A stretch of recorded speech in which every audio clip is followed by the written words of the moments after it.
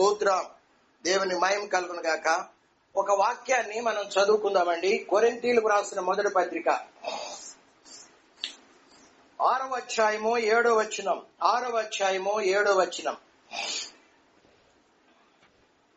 6వ అధ్యాయము 7వ వచనం చదువుతున్నాను. ఒకని మీద ఒకడు వ్యాజ్యమాడుట మీలో ఇప్పటికే కేవలం లోపం. అంతకంటే అన్యాయం సహించటం మేలు కదా. దానికంటే మీ సొత్తులు అపహరింపబడనిచ్చుట మేలు కాదా. గత వారం మనం ఇంతవరకు చెప్పుకొని ముగించామండి. మరొక వాక్యాన్ని చదువుకుందాం. పేతురు మొదటి పత్రిక 3వ అధ్యాయం 4వ వచనం. 1 పీటర్ చాప్టర్ 3 వర్స్ 4. మొదటి పేతురు రాసిన మొదటి పత్రిక 3వ అధ్యాయం 4వ వచనం. 4వ వచనం. సాధువైనట్టు మృదువైనట్టునైన గుణమును అక్షయ అలంకారము గల మన బైబిల్లోన మీకు అలంకారముగా అక్షయ అలంకారము గల మీ హృదయపు అంతరంగ స్వభావము మీకు అలంకారముగా ఉండవలెను. అది దేవుని దృష్టికి మిగుల విలువ కలది. మనం ఈ వాక్యాన్ని గత సంవత్సరం నుండిగా ధ్యానిస్తూ ఉన్నాం. గత సంవత్సరం మే నెల, అంటే ఇదే 2021 సంవత్సరం మే మాసము 16వ తేదీన నేను బరోడాలో ఉండగా ఈ వాక్యం మనము ప్రారంభించుకున్నాం.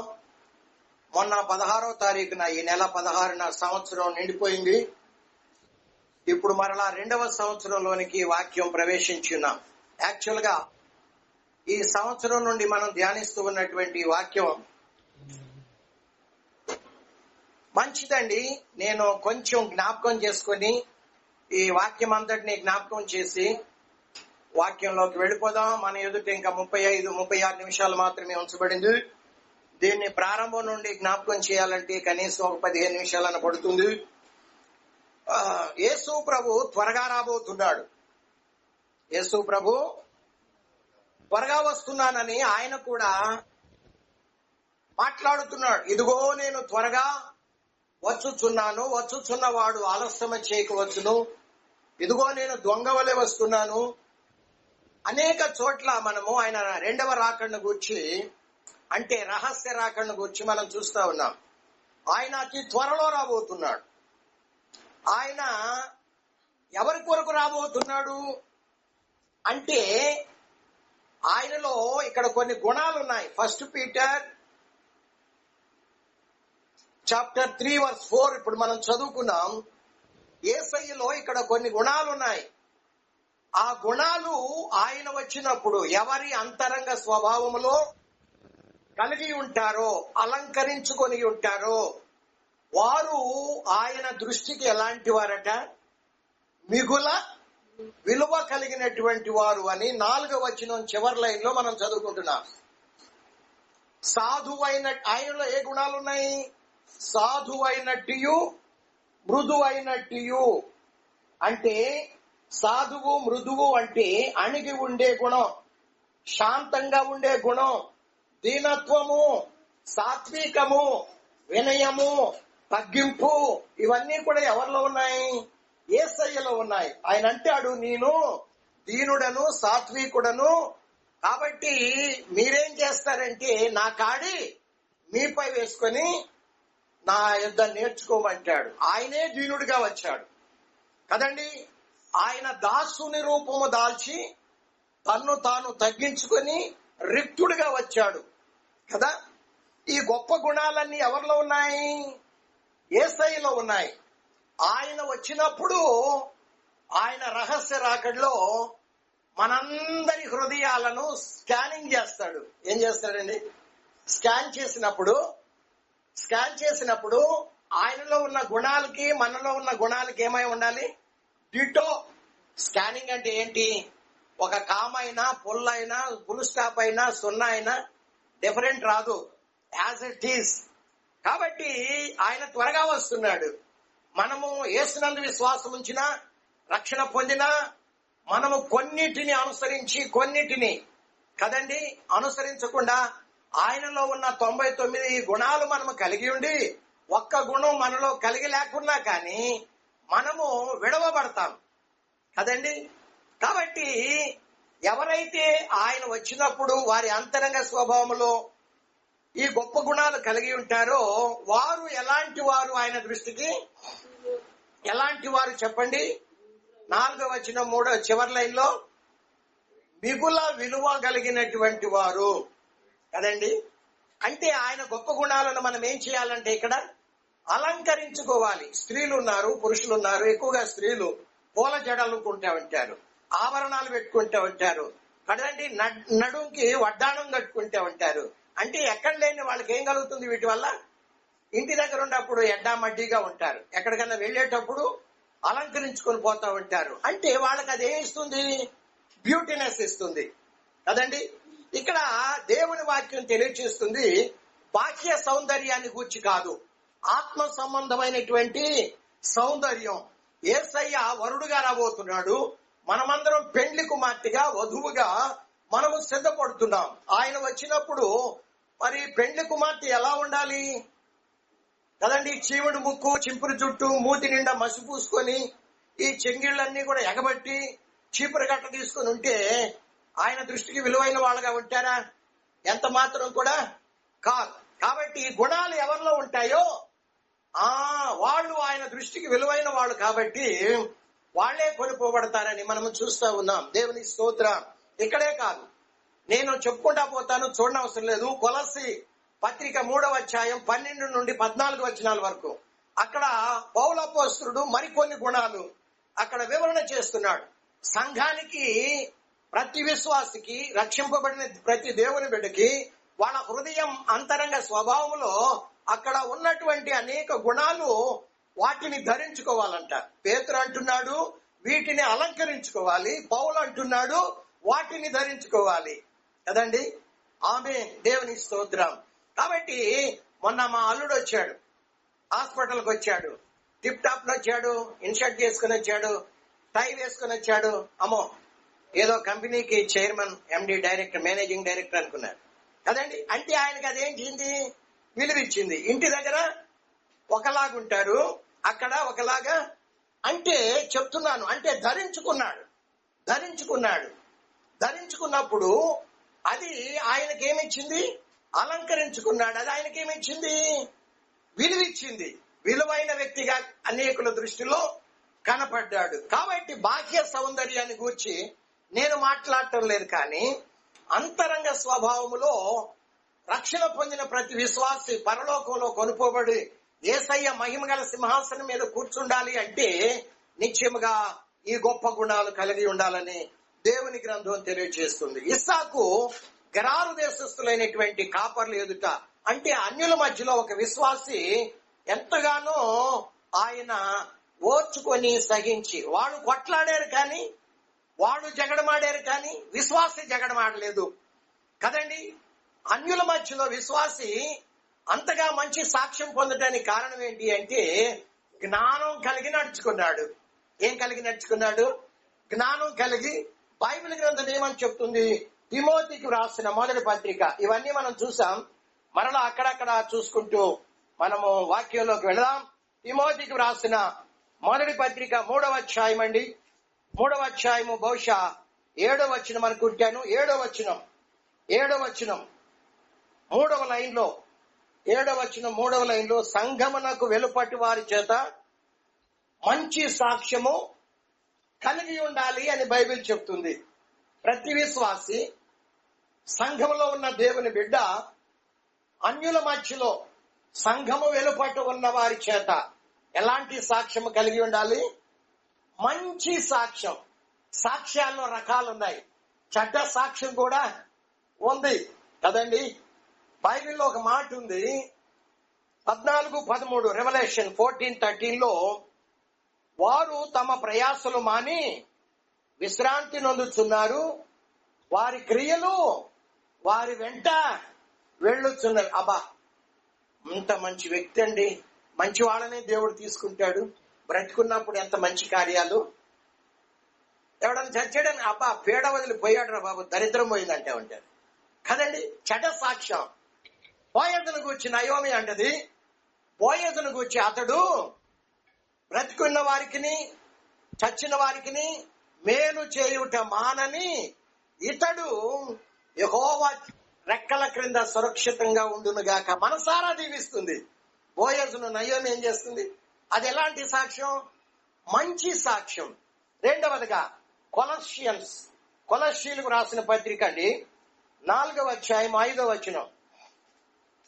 4వ అధ్యాయము 5వ వచనంలో మనం చదువుకుంటే 4:5 సమయమును పోనీయక సద్వినియోగం చేసుకుంటూ సంఘమునకు వెలుపటి వారి ఎడల జ్ఞానము కలిగి నడుచుకోవాలి. ఏం కలిగి నడుచుకోవాలి? ఎవరి పట్ల? సంఘానికి వెలుపటి వారి పట్లేనా? సంఘం అనగానే ఇక ఎవరెడీ బ్యాటరీ అంటే పరలోకానికి కొనుక్కోబడే వాళ్లే అన్నట్టుగా ఉండరు. సంఘాలలో కూడా కుట్రలు పన్నేవాళ్ళు, కుతంత్రాలు పన్నేవాళ్ళు. కాబట్టి సంఘము వెలుపటి వారి పట్లే కాదు, సంఘము లోపటి పట్ల వారి పట్ల కూడా మనం ఏం కలిగి ఉండాలి? జ్ఞానం కలిగి. భార్య పట్ల భర్త జ్ఞానం కలిగి. ఎందుకంటే 1 పీటర్ 3:7 మనం చూస్తున్నాం, స్త్రీ బలహీనమైన ఘటమని ఎరిగి జ్ఞానము కలిగి కాపురము చెయ్యండి. కదండి, భార్య బలహీనురాలని బైబిల్ చెప్తుంది. బలహీనురాల పట్ల బలవంతుడైనటువంటి భర్త ఎలా ఉండాలి? జ్ఞానం కలిగి. ఎందుకంటే స్త్రీకి సంతోషం వేసినా ఆపుకోలేదు, దుఃఖం వేసినా ఆపుకోలేదు, కోపం వచ్చినా ఇక్కడ అయిపోయాడు ఎవడు? భర్త అనేవాడు. అంటే భర్తకైనా కావాల్సింది జ్ఞానం భార్య పట్ల. భార్యకు అవసరం లేదా? జ్ఞానవంతురాలైన స్త్రీ తన ఇల్లు కట్టుకొనును, మూఢురాలైన స్త్రీ తన ఇల్లు. ఇవన్నీ కూడా గతంలో చూసాం కదండి. దేవుడు మనకిచ్చిన ధనం విషయంలో జ్ఞానం కలిగి ఉండాలని గతంలో చూసాం. సమయమును పోనీయక. ఎందుకంటే వచ్చిందల్లా ఉండదంతా మొత్తం తిన్నంత తిని పారేసినంత పారేసి కదండి. ఈనాడు ఎంతమంది లేరు? తీరా కరువు వచ్చినప్పుడు ఏం చేశారు? వాళ్ళు కూడా అంతే, ఐగుప్తు దేశస్తులు. తీరా కరువు వచ్చేసరికి బావో జ్ఞాని, వాళ్ళ మధ్యలో ఒక జ్ఞాని ఉన్నాడు. ఎవరండి? యోసేపు. నీ వంటి జ్ఞాని ఎవరున్నారయ్యా? నీవే మా దేశానికి. ఆయన ఏం చేశాడు? ఆయన సంపాదనలో 5 కుప్పలు వేసి పంటలో 5 భాగాలు చేసి 5వ భాగాన్ని నిల్వ చేశాడు. గ్రామాల్లో, మండలాల్లో, జిల్లాల్లో, రాష్ట్రాల్లో ఎక్కడ పడితే అక్కడ. 7 భయంకరమైన సంవత్సరాల కరువు వచ్చినప్పుడు, సమృద్ధిగా పంట పండినప్పుడు, కొంత తీసి నిల్వ చేసినప్పుడు, కరువు కాలంలో కొట్లు విప్పి ధాన్యాన్ని పంచిచ్చాడు. దేవునికి స్తోత్రం. కాబట్టి దేవుడు మనకిచ్చే ధన విషయంలో కూడా మనం ఏం కలిగి ఉండాలి? జ్ఞానం కలిగి. ఇప్పుడు మనం చదువుకున్నాము కొలస్సీ 4:5 కూడా సమయాన్ని పోనీయక సద్వినియోగము. ఎఫెసీ పత్రిక 5వ అధ్యాయము 14-15 వచనంలో చదువుకున్నాం. సమయాన్ని పోనీక సద్వినియోగం చేసుకుంటూ అజ్ఞానుల వలె కాక జ్ఞానుల వలె. దేవుడిచ్చిన 24 గంటలు ఉంది. వారానికి 7 రోజులు, నెలకు 31 రోజులు, సంవత్సరానికి 365-66 రోజులు ఉన్నాయి. దేవుడు మనకు ఆయుష్కాలం 40 సంవత్సరాలు ఇచ్చాడు అనుకోండి. 30 సంవత్సరాలు అప్పుడు రక్షణ పొందామనుకోండి. దేవుడు 40వ ఏట మనల్ని కమానని పిలవద ఈ లోకం నుండి లాగివేయాలనుకుంటున్నాడు అనుకోండి. అంటే మనం రక్షణ పొందినప్పటి నుండి ప్రభు మనల్ని పిలుచుకునేంత వరకు మధ్యకాలం ఎంత? కేవలం 10 సంవత్సరాలే. మనం అనుకుంటూ ఉండొచ్చు, రక్షణ అయితే పొందాము, 70-80 సంవత్సరాలు బ్రతుకుతాను కాబట్టి లాస్ట్ లో చూసుకుందాంలే, వాక్యానుసారంగా జీవించుదామని ఈ 10 సంవత్సరాలు మన ఇష్టానుసారంగా జీవిస్తూ ఉంటే నువ్వు ఫలించని చెట్టు నరకబడుతుందని ఆయన ఏం చేస్తాడు? నరికి వేస్తాడు. అప్పుడు మన ప్రయాణం గమ్యం ఎక్కడికి? దేవుడిచ్చిన విలువైన సమయాన్ని కూడా మనం జ్ఞానం కలిగి ప్రవర్తించాలి. అన్యుల మధ్యలో ఇస్సాకు విశ్వాసి జ్ఞానయుక్తంగా ప్రవర్తించాడు. అయితే కొరింథీ సంఘం 1వ అధ్యాయం 10-11 వచనాల్లోను, 3వ అధ్యాయము 3-6 వచనాల్లో కొరింథీ సంఘములో ఉన్నటువంటి విశ్వాసులు గ్రూపులు కట్టారు. ఒకడేమో అపోల్లో వాడును, ఇంకొకటినేమో పౌలు వాడును, ఇంకొకటినేమో క్రీస్తు వాడును. అంటే పాలిటిక్స్ ఎంటర్ అయినాయి. చర్చిలోకి ఏమి ఎంటర్ అయినాయి చెప్పండి? పాలిటిక్స్. చూసారా? 3 గుంపులు ఒకే సంఘంలో, 3 గుంపులు. చూసారా? అన్యుల మధ్యలో విశ్వాసి జ్ఞానయుక్తంగా ప్రవర్తించి ఇస్సాకు వాళ్ళ ద్వారా మంచి సాక్ష్యం పొందుకొని వాళ్ళను కూడా ప్రభు కొరకు మళ్లించి పరలోకానికి నడిపించినటువంటి వ్యక్తి. కానీ అన్యుల మధ్యలోనే విశ్వాసి అంతగా జ్ఞానయుక్తంగా ప్రవర్తించి వాళ్ళ ద్వారా మంచి సాక్ష్యం పొందితే, విశ్వాసుల మధ్యలో, విశ్వాసి సంఘములో ఇంకా ఎంత జ్ఞానయుక్తంగా ప్రవర్తించి మంచి సాక్ష్యం పొందుకోవాలి.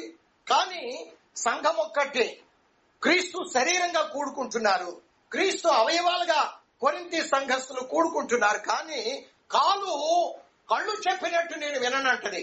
ఎదురుగా లారీ వస్తుంది, కళ్ళు చెప్తాయి, మెదడు డైరెక్షన్ ఇస్తుంటే కళ్ళు చూసి లారీకి ఎదురొస్తుంది, కాళ్ళు నువ్వు ప్రక్కకి తప్పుకో, శరీరం మొత్తం డ్యామేజ్ అవుతుందంటే నేను నీ మాట వినను కదండి.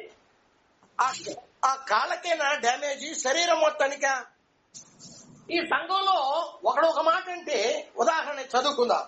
కొరింథీయులకు రాసిన మొదటి పత్రిక త్వరగా 1వ అధ్యాయం 10వ వచనం 11వ వచనం.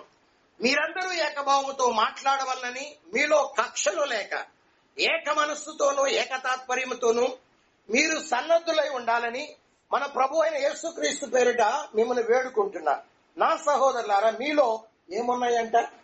కలహాలు, ప్రేమ లేదు, సమాధానం లేదు, ఐక్యత లేదు, సహించటం లేదు, భరించటం లేదు కదండి. కానీ సంఘంలో రక్షణ పొందిన దేవుని బిడ్డల్లో ఒక విధంగా చూస్తే అన్యుల్లోనే కొంతవరకు బెటర్ అనిపిస్తుంది.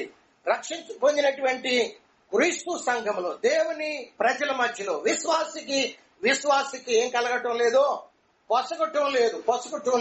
3వ అధ్యాయం 3 నుండి 6 వచనాల వరకు కూడా మనం గతంలో చూసాం. ఇవన్నీ కూడా మరలా జ్ఞాపకం చేస్తున్నాను మన వాక్యంలోకి వెళ్లే ముందు.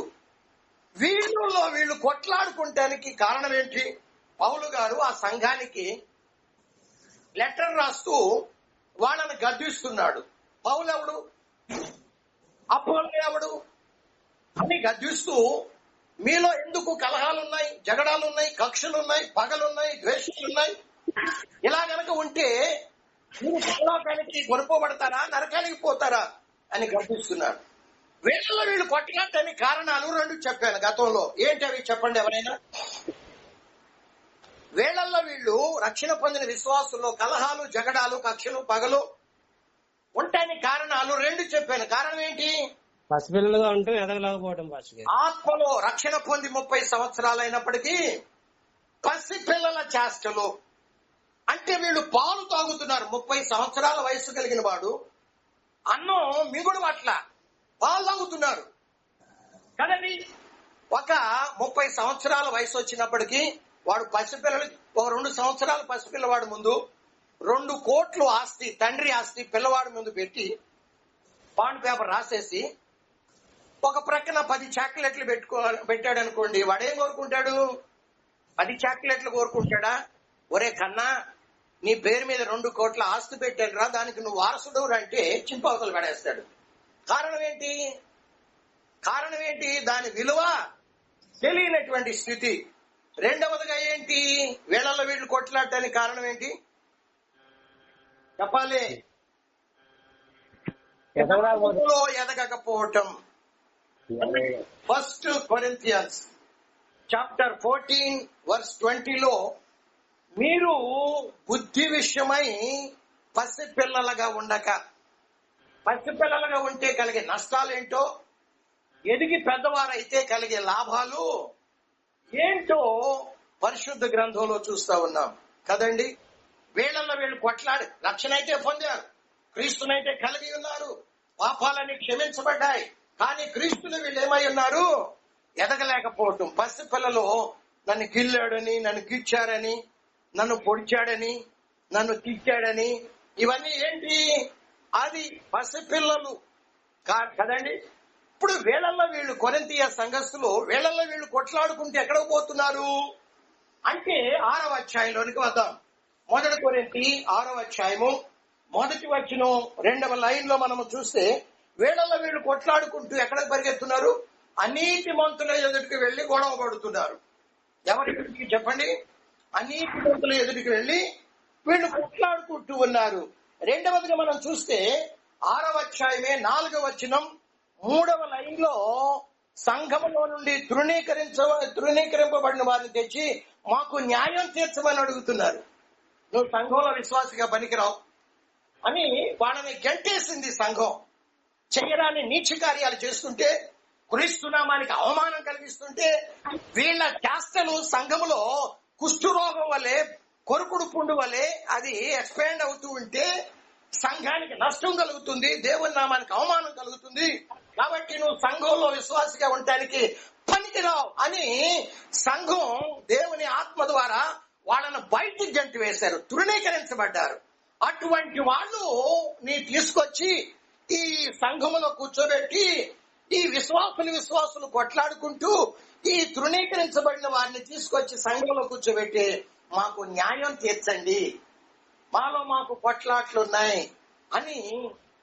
ఇంకా చూసినట్లయితే దేవుని బిడ్డలారా, ఇక్కడ 6వ అధ్యాయము 6వ వచనము 2వ లైన్ లో అవిశ్వాసుల ఎదుట కొట్లాడుతున్నారు. 1 అనీతిమంతుల ఎదుట, 2 సంఘములో నుండి తృణీకరించబడిన వారి పట్ల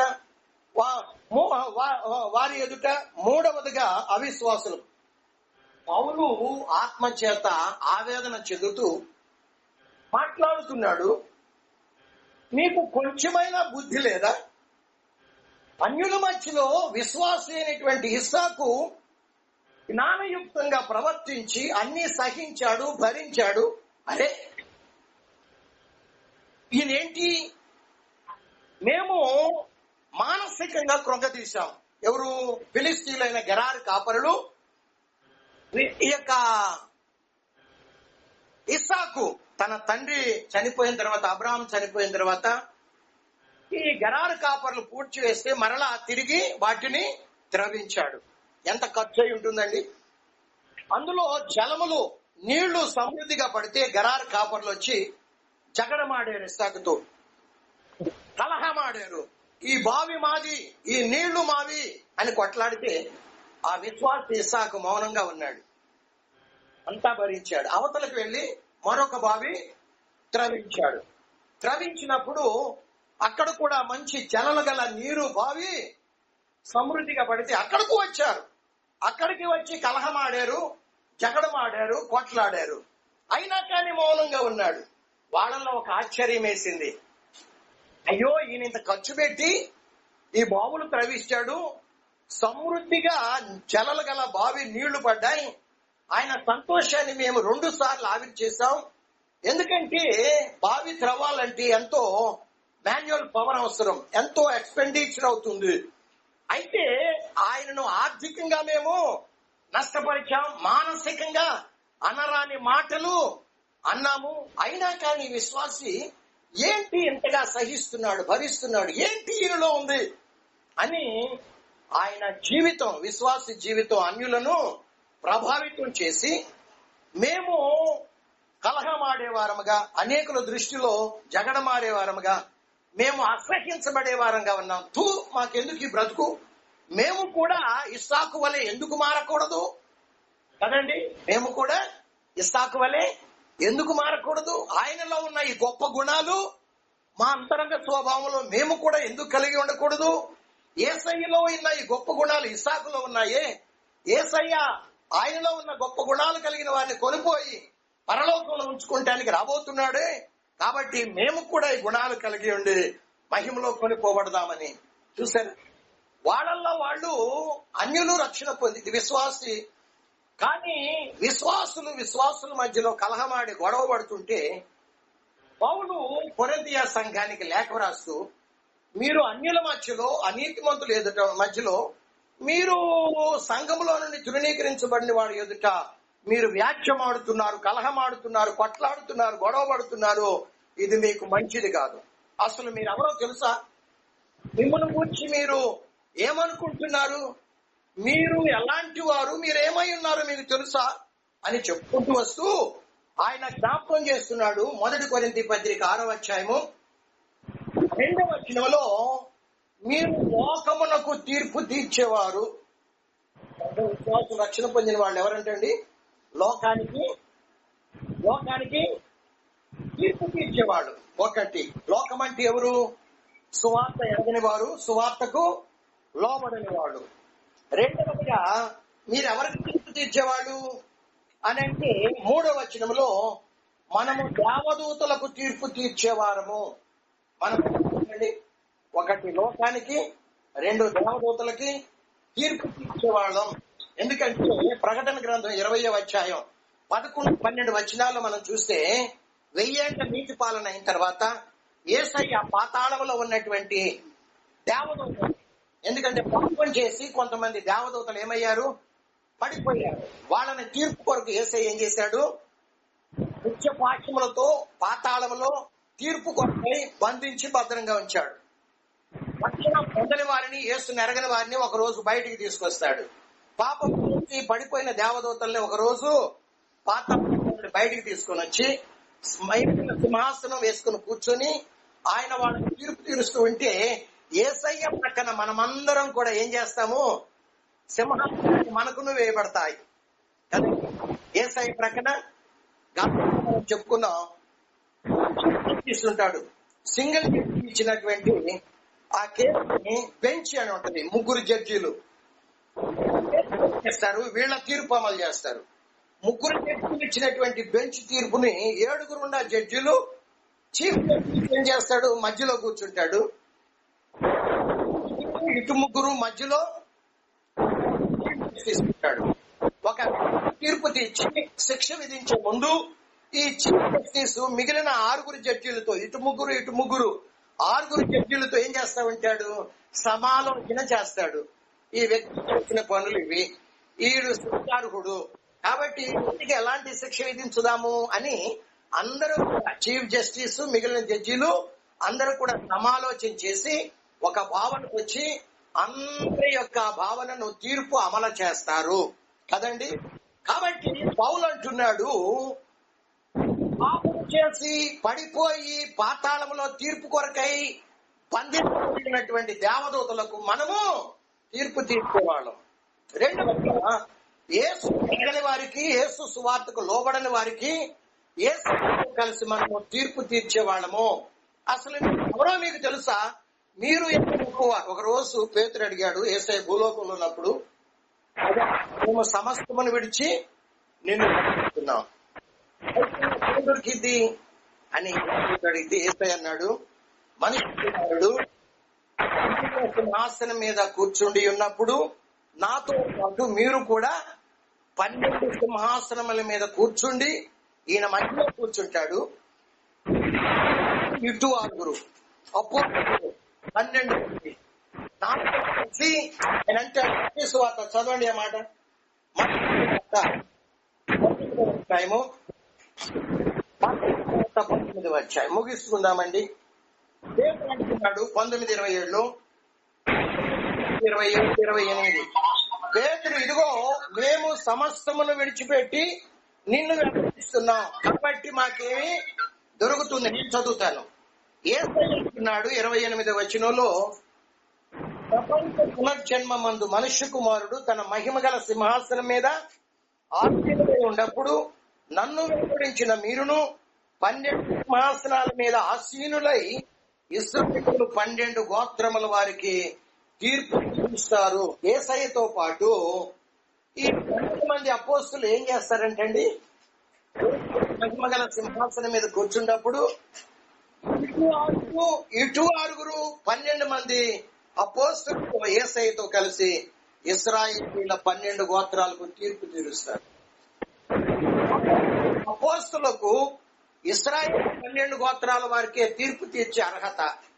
కానీ నిబంధనలో ఉన్నటువంటి పరిశుద్ధమైన మనకు ఏ ధన్యత ఇస్తున్నాడు ప్రభు అంటే, ఆదాము మొదలుకొని కడపట పుట్టబోయే మానవుడి వరకు యేసు ఎరగని వారికి, యేసు సువార్తకు లోబడని వారికి తీరుస్తారు. రెండవదిగా పాపం చేసి పడిపోయిన దేవదూతలు ఉన్నారు, వాళ్ళకు తీర్పు తీరుస్తారు.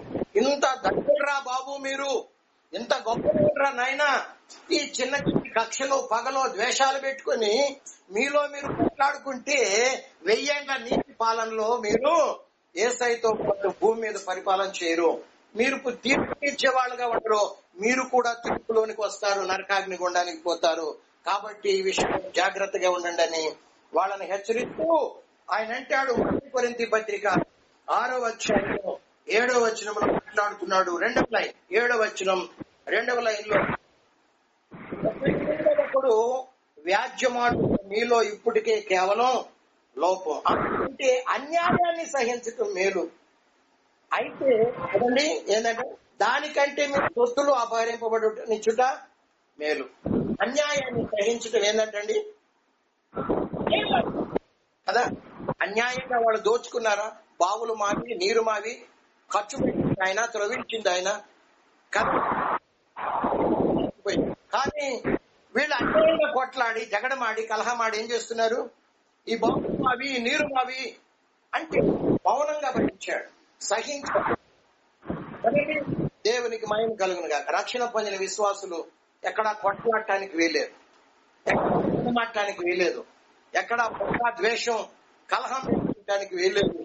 గలతీ పత్రిక 5వ అధ్యాయం 19లో 20వ వచనంలో పౌలు మాట్లాడుతూ ఈ కలహాలు, ద్వేషం ఎవరిలో ఉంటాయో గలతీ పత్రిక 5వ అధ్యాయం 21వ వచనం 3వ లైన్లో అంటాడు, అట్టి వారు దేవుని రాజ్యంలో ప్రవేశించలేరు అంటాడు.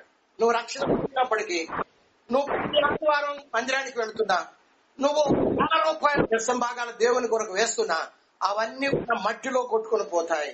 కానీ నువ్వు పగుంటే, ద్వేషముంటే, అసూయలుంటే, కక్షలుంటే, నువ్వు సహించలేకుండా ఉంటే, నువ్వు క్షమించలేకుండా ఉంటే, నువ్వు ప్రేమ కలిగి లేకుండా కనుక ఉంటే, ఇట్టి వాటిని చేయువారు దేవుని రాజ్యమును స్వతంత్రించుకొనరు అని దేవుని వాక్యం తెలియజేస్తుంది. కాబట్టి దేవుని బిడ్డ, నీవు ఎవరికైనా సరే, ఈ సమయం ముందు నువ్వు ఎలాంటి వాడు అయినా సరే, నువ్వు పరలోకానికి వెళ్ళాలి.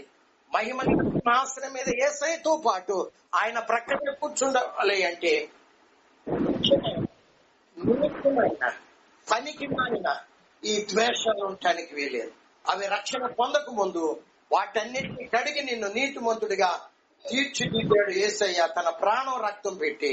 ఇక ముందు ఒకవేళ ఇంతవరకు నువ్వు రక్షణ పొందినప్పటికీ ఈ కలహాలు, పగల ద్వేషంతో నువ్వు రగిలిపోతూ ఉంటే నీ ఆరోగ్యం పాడవుతుంది, నీ మనస్సులో నెమ్మది ఉండదు, నిన్ను కలవరపరుస్తుంది, నిన్ను ప్రార్థన చేయలేదు, నిన్ను దేవునికి దగ్గరగా వెళ్లకుండా చేస్తుంది, నిన్ను చీకట్లోకి, పాపంలోకి నెట్టేది ఈ పగలో ద్వేషాలే.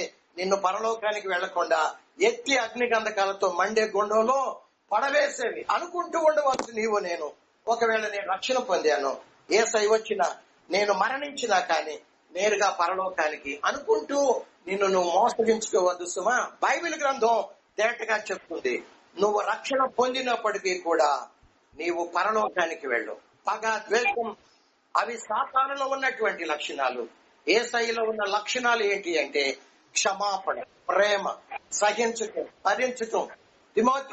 తిమోతికి రాసిన 1 పత్రిక 2వ అధ్యాయం 12వ వచనం, సహించిన వారమైతే ఆయనతో కూడా 1000 ఏళ్ల పాలనలో ఏలుబడి చేస్తాం. యేసయ్యతో కలిసి గవర్నర్లుగా, మినిస్టర్లుగా మనము ఆత్మ శరీరంలో ఉండి మనము అందరినీ కూడా పరిపాలన చేస్తాం. మనల్ని ప్రధానమంత్రులుగా చేస్తాడు, మనల్ని రాష్ట్రపతులుగా చేస్తాడు.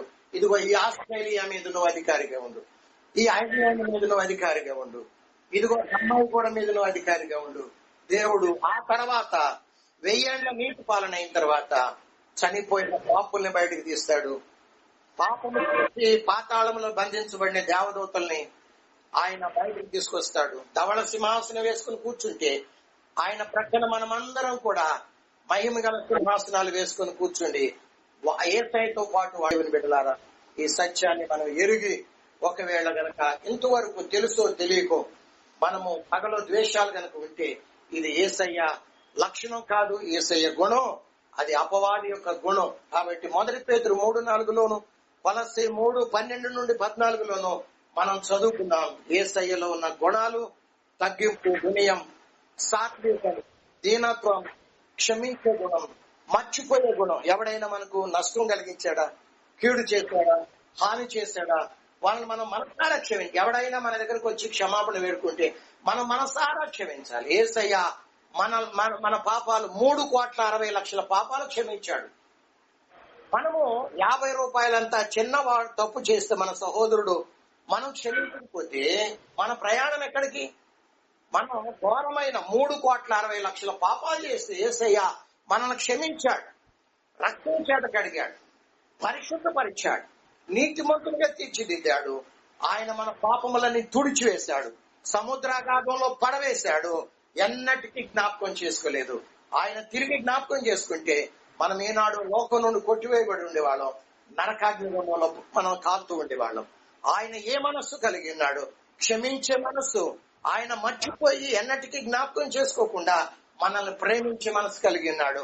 శత్రువులను సహితం ప్రేమించాలి. పాత నిబంధనలో కంటికి పన్ను పంటికి పన్ను. మత్తయి సువార్త 5వ అధ్యాయం 42, 43, 44, 48 వచనాల వరకు యేసయ్య అంటున్నాడు, నేను మీతో చెప్పున్నదేమనగా హింసించే వారి కొరకు నిందించే వారిని క్షమించండి అని మాట్లాడుతున్నాడు. యేసయ్య గొప్ప గుణం ఉంది, మనము కూడా గొప్ప గుణాలు కలిగి లేకుండా గనక ఉన్నట్లయితే పరలోకానికి కొనుక్కోబడం. పౌలు అంటున్నాడు.